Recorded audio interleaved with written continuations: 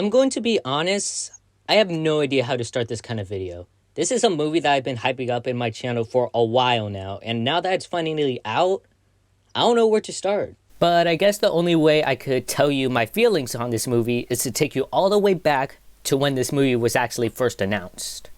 The year is 2021, and I remember watching the September Nintendo Direct after school.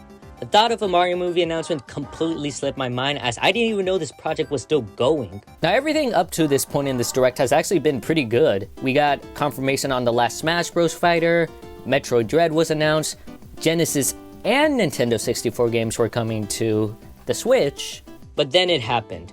Miyamoto walked into the Direct, and instead of a new Mario game, we got the cast for the Super Mario Bros. Movie.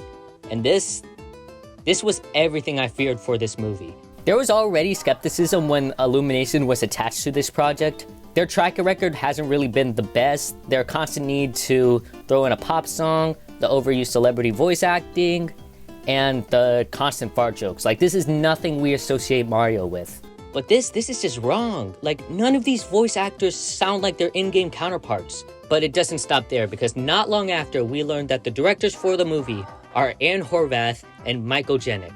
Picture my booty up in 3D. I'll shake my booty. Yeah, we're screwed. All signs were leading towards disaster. From the company, to the cast, to the directors, this was going to be another bad video game movie. That is, until we had a glimmer of hope. October 4th, 2022. In preparation for the teaser trailer, Nintendo came out with a poster and... It's beautiful! After months of speculating what these characters would even look like, this is everything we wanted from a Mario movie. Like, everywhere you looked in this poster, there was a reference to a past game, and overall just a beautiful scenery that we've always associated the Mushroom Kingdom with. But then reality kicks back in. Sure, the animation and the character models are beautiful, but that won't hide the fact that the voices and the tone of the movie will probably ruin the entire experience, especially when you consider this team's past work. But we won't know until that teaser trailer comes out. And when we got the trailer, no pop songs, no fart jokes, just Bowser's cold, intimidating, and overall most menacing display he has ever had, accompanied by the most impressive Illumination animation we've ever gotten. Bowser speaks. Open the gates! We don't hear Jack Black. We hear Bowser. Then Mario comes into the Mushroom Kingdom with the classic Super Mario Bros. Theme in the background. Guys, this trailer was beautiful. Sure, Chris Pratt sounded more like Chris Pratt than actual Mario, but who cares at this point? We got stunning animation with an actual intimidating Bowser, and at that time, we didn't even know that it was all uphill from here. Second trailer drops. We got actual game representation, a new set of characters that we've wanted for a long time. And Mario Kart! How can it get better than that? I'll tell you how. It is now the Game Awards. And remember all of those fears about the pop songs? Well, throw them away because we have the bonus theme, Super Mario Bros. Theme, Wait up. the Bomb Battlefield, the Underground theme, Whoa, okay. and Super Mario World. Okay, we went from wow, this movie's gonna suck to wow, I need this movie as soon as possible.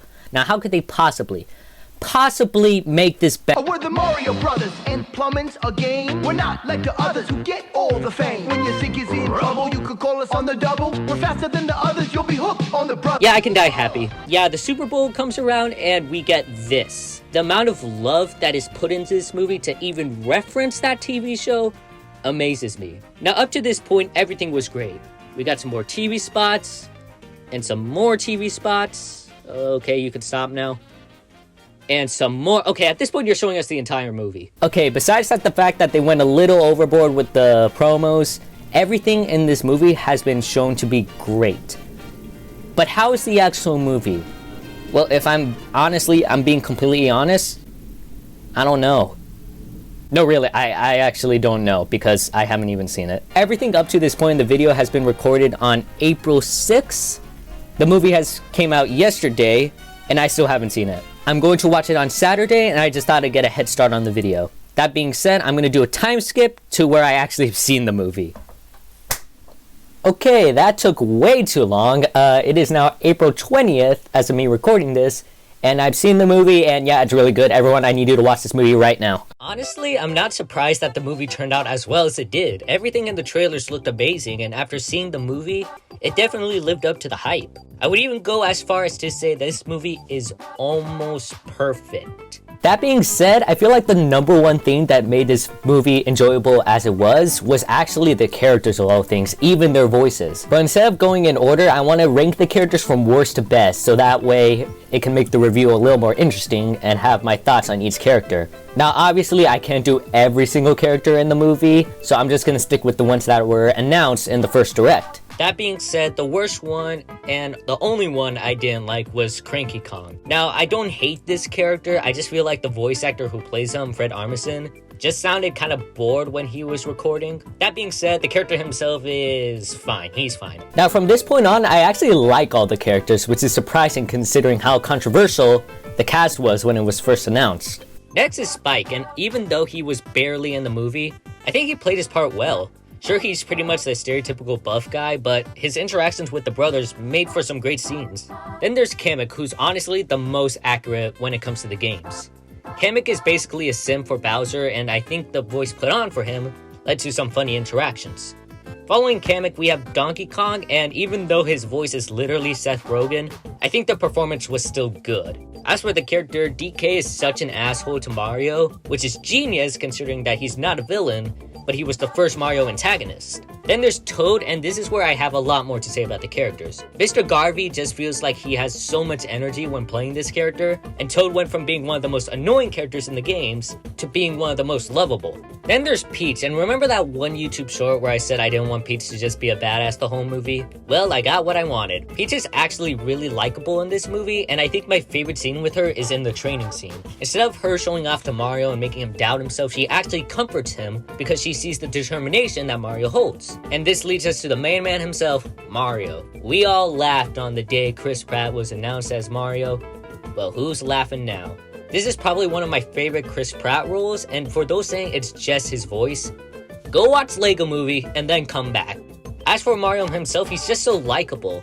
Sure, he doesn't really have the biggest character arc, but his all-around personality makes up for that. But like every other piece of Mario media, there is always the better brother. You guys already knew Luigi was gonna be this high. Everything I love about Luigi in the games is put straight into the movie, and I definitely think Charlie Day delivered. He can be a bit of a coward, but at the end of the day, he will always pull through. That being said, even with my love for Luigi, I cannot deny Jack Black as Bowser was easily the best character. Where do I even begin? Ever since the first teaser trailer, we knew he was gonna kill it. I guess starting off with the voice, you can't even tell it's Jack Black. And for Bowser himself, they nailed his character.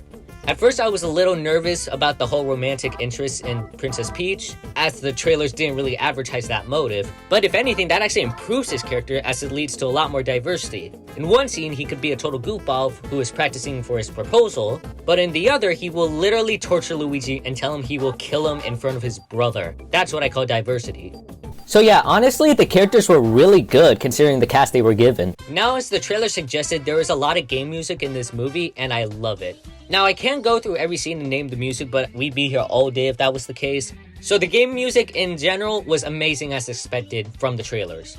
What I didn't expect were the pop songs that were used, and that I would actually enjoy them. So yeah, against all odds, I actually liked the pop songs in this movie. And thank God they were 80s songs, because if they were to do modern songs, I would have cringed my ass off. It would have been bad. I felt like the only one that felt a little out of place was the Take On Me one when they were in Donkey Kong World, but other than that, I felt like all of them fit the scenes they were in. Now, we've talked about the musical references, but what about the actual game references? The stuff that would make video game fans go like this.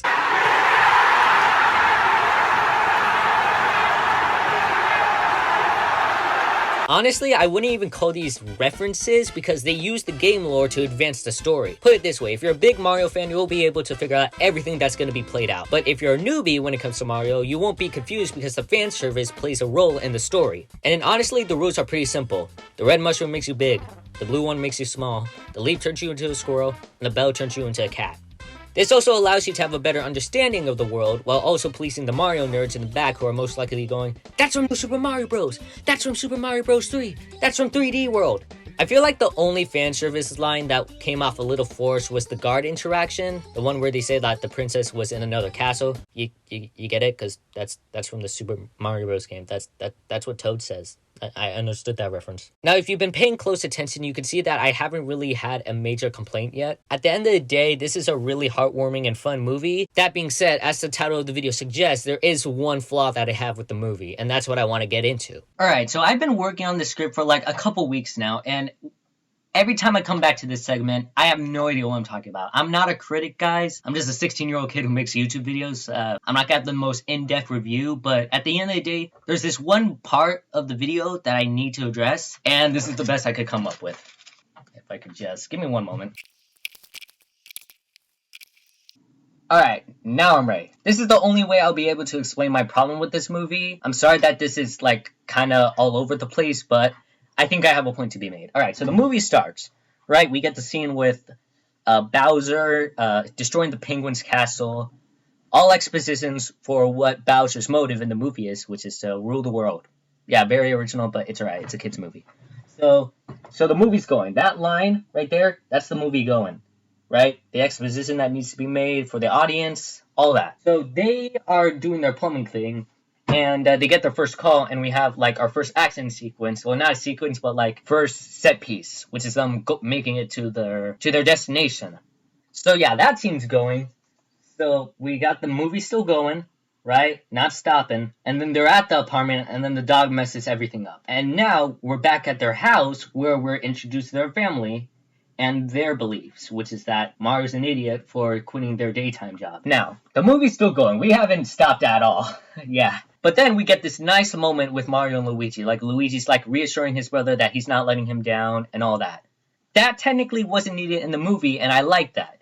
So, to represent those scenes, we're gonna put a circle. Then the movie's going, we see Pauline on the TV. Some random guy comes up, says, "Say Brooklyn." And then they're in the sewers, we get a 1-2 reference. And then they get separated, right? Movie's still going, he meets Toad, welcome to the Mushroom Kingdom. Yada yada yada. Shows Luigi where he's at in the forest. Everything's still going. Alright, so we cut back to Mario. He meets Peach. Let's see what you're made of. The movie's still going. Like, we haven't stopped at all. In Mario's training scene, at the very end, right when he's about to go to the flagpole, the piranha plant gets him. Yeah, that kind of sucks. We've all been there. But then we get this nice moment with Mario and Peach that technically wasn't needed. And that's them, like, Peach reassuring Mario that no one ever gets anything the first try. And then we get, like, this nice little moment with them. There, that's another scene that technically isn't needed, but I like it. It adds more layers. Okay, so that happened, and then we get the fire song that is Peach's. And then Kamek tells Bowser about the mustachioed human. So the movie's going, find out where he is, blah blah blah. Toad joins them for no reason, just because we all like Mr. Garvey. Movie's still going, and then Shy Guys find Luigi, right? And then they take it to Bowser, and gives us one of the most menacing Bowser scenes, where he rips off the mustache. The movie's still going, but then we get to the flower scene, right? There's a whole universe out there. We get Peach's flashback. Love this scene. Again, wasn't needed whatsoever. It adds to Peach's character. So we're going to put the flashback scene as a little circle. But now we're at DK Land, right? We see Cranky Kong and Fred Armisen's worst performance, I'm sorry. And he's like, defeat my son, I'll give you my army. So we get the fighting scene with Mario and Donkey Kong. And once Mario wins, we're like, alright, here's the army, we're going to need carts. Bowser sees them, the Koopas attack. And then we got the whole Mario Kart action scene. So we get the Blue Shell guy who turns into Axel Blue Shell, who I think he's voiced by Robin, actually. Scott Menville, I think that's him. And then DK and Mario drown. And then when they're in the eel, we think we're going to get another one of these scenes of Mario and Donkey Kong bickering, and then eventually they would make up or something. But no, they just go straight to the rocket that they would boost out of the EO, which I think is from 64. So the movie's still going, right? And then we cut back to Peach. Bowser's on his way. You have to evacuate. And then Toad's like, I'll stay here. I'll protect you. And then Bowser comes in, tortures Toad, and then he's like, and then Peach is like, I'm gonna marry you, fine. Oh yeah, there's also a bunch of scenes with Luigi and Luma. But that doesn't really count as one of these because it's established as Bowser has prisoners, so it's kind of more exposition. So now it's the wedding scene, and Peach double crosses Bowser with the ice flower, and she turns into Elsa. Mario saves Luigi, we love that moment. But then Bowser puts the bullet bill to destroy the kingdom. Mario leads it into the pipe. We're now in the finale. Now Mario's getting his ass kicked, right, in this entire finale. And then once he's on the brink of giving up, he sees the plumbing ad, and it's my favorite scene in the entire movie. So he goes for the star, but right when he's about to get the fire, Luigi comes in. Nothing can stop us as long as we're together. Love that scene. Love this finale. And then they defeat Bowser. And then movie's over. Yeah, that's it. Overall, great movie. Action-packed, funny, amazing. All the things you want for a decent film. That being said, the one problem is that I want more of these. The little moments that aren't required. Like the stuff just so the movie could have some room to breathe. Like, this is a very short movie, and half of it is getting to the next action set piece, and like just having the story go along. I just want some more moments to breathe. Like, for example, like let's say like the stuff that could have happened will be this kind of circle, right? It's not filled in. Before the DK fight, we could have this moment right here could be Peach asking Mario, why'd you agree when I told you you shouldn't agree to this? Then we could get a more in-depth relationship on Mario and Luigi, maybe some flashbacks of them quitting Spike's job, which is something that's been established in the movie, but it wasn't actually shown. That could also add to Mario and Luigi's relationship, as one of the complaints people have with this movie is that it's really fast, and that Mario and Luigi's relationship should have been more present onto the screen. Or right here, there's this constant thing with the blue shell coming back, and that's like a Mario Kart player's worst nightmare. We could get a scene right here where Bowser's like having a one-on-one conversation with I'm just gonna call him Robin. Conversation with Robin is like, hey, if you don't do this, you're screwed. And then that could add more tension to the Mario Kart sequence. Or maybe going back, maybe instead of having that montage of the Mario Odyssey and the Bob-omb Battlefield, we could have a scene in the very beginning of the blue shell coming back for Mario. So that way when Mario finally defeats him at the end of the finale, like that whole arc is done. Now this one is kind of optional. Like I don't really see this as happening, but maybe as the finale ended, the movie kind of just ended after the action set piece in Brooklyn. Like it shows Mario and Luigi that they've now moved into the Mushroom Kingdom, and now they could go to Brooklyn through the tube. But instead of going just end the movie there, maybe you could wrap things up in like a way that'll leave some fans happy. Like maybe one last scene with Mario and Peach. Don't kiss or anything. No love interest. I don't want any of that. Save that for another movie. But at least like something like one scene with them interacting. Like honestly, I think it would have been way more impactful if the final shot of the movie was Mario just in the castle porch and he looks up into the sky, kind of like in Mario 64. And then they end with a credits movie. That would have been cool. You can't deny that. Like I love the movie for what it was, but come on, that was just laid out. It should have been that, but it's all right. All right. Hope that made sense. Back to recording me. Yeah. Hopefully this made sense. All right, bye. Now, what I'm really trying to say is that the movie really just needs some room to breathe, as it feels every scene is just setting up for the big action set piece. But I wouldn't let this hold the movie back just because of this, as it still delivers on all the surprisingly emotional moments. Alright, here are my top 10 favorite scenes. I didn't know what category to put this in, and there are some scenes I really want to talk about. Also, I'm gonna keep my thoughts brief. Number 10, the family dinner. I like the idea of Mario and Luigi having a family, since that wasn't something we've seen in the games. Number 9, No Sleep Till Brooklyn. I think the song surprisingly fit well with the scene, not just because they're in Brooklyn, but because half of the scene is a homage to the first Mario game. Number 8, the post-credit scene. I was wondering how a sequel to this movie would work, but just expanding on the Mario universe looks like the right way to go. Number 7, Holding Out for a Hero. I feel like people are being too harsh on this scene because the song automatically is compared to Shrek 2, but I still think this is a cool montage to show Mario's progression. Number 6, Peach's flashback. It was a nice little moment that gave Peach a lot more character. Also, the scenery in this scene was just stunning. Number 5, Luigi's flashback. Same deal with Peach, but Luigi's my boy. I can't. He automatically goes higher. Number 4, Mario saves Luigi. For those saying Chris Pratt isn't a good voice actor, watch this scene. The pure sadness and happiness in Mario's voice is just so heartwarming. Number 3, Peaches. Enough said. Bitches!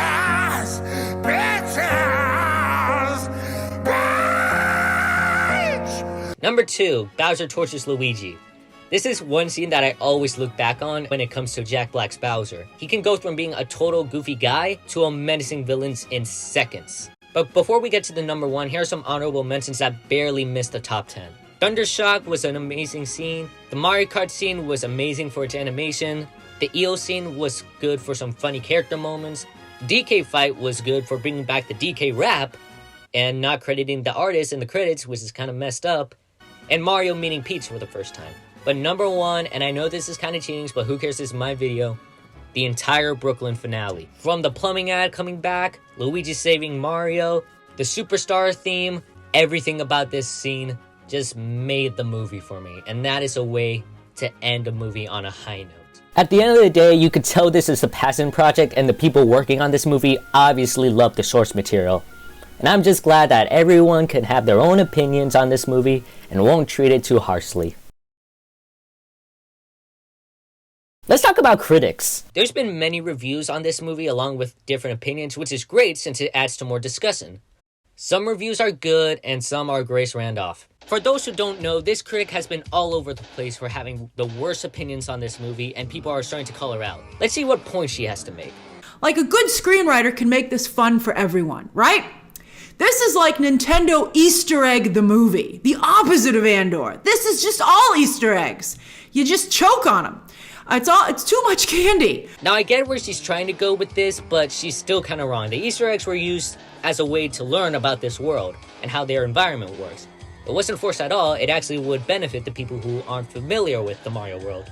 But that's just one misunderstanding. There's no way people can get this mad after one miscommunication. Back to the story, I would also say it's a little disturbing. Because apparently in the games, Bowser, I had to look it up, Bowser is obsessed with Princess Peach. And has been for a very long time. But he's like, I'm gonna ask Princess Peach to marry me. And like his little sycophant sorcerer is like, what if she doesn't want to? And he's like, then I'll destroy her kingdom and kill everyone she knows. And you're like, wow, that's stalker behavior. And I would say, kind of makes this not appropriate for children, quite frankly. So you're telling me Bowser, the talking turtle, blackmailing Peach into marrying her is stalker behavior. Meanwhile, every Disney movie... What are you doing? I was just imagining a rope around that beautiful neck. I know what you were imagining. So typical of your kind to twist the truth, to cloud the mind with unholy thoughts. Find the girl. If you have to burn the city to the ground, so be it. Yet even now it is not too late. Choose me or the fire. A beautiful desert bloom such as yourself should be on the arm of the most powerful man in the world. Genie, I wish for Princess Jasmine to fall desperately in love with me. Again. Show me again. Mirror, mirror, show her to me. Show me the princess. Perfect. That's stalker behavior. Or I don't know, maybe I'm just throwing this out there. Maybe they're villains. They do bad things. That's what they do. They're antagonists. What else do you have? I would argue that most of the movie is about who's going to date Princess Peach. And that's it. My jaw was on the floor. I'm like, is that really what this movie is about? One guy wants to marry Peach. Just one guy. Bowser. Sure, there's one scene with Mario and Peach flirting, but at the end of the day, they're just going back to Mario. DK's making fun of Mario.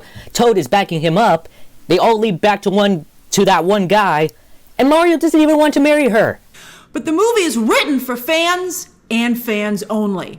Nothing is explained to the audience. But while this is supposed to be an origin story where Mario and Luigi do discover the Mushroom Kingdom for the very first time, I didn't even know it was called the Mushroom Kingdom. I had to look it up. It's not even made clear in the movie. I don't even have to tell you why this is bullshit. I can just show you these clips and then we can move on with our lives. Without your help, the Mushroom Kingdom will be annihilated. The Mushroom Kingdom! We will destroy the Mushroom Kingdom. Mushroom Kingdom, here we come. Speaking of disturbing, I would also classify this movie as a little offensive because instead of doing the Italian accents, ironically because they were worried about being offensive, instead they decided to give everyone a variation of a New York accent, which again I found kind of offensive.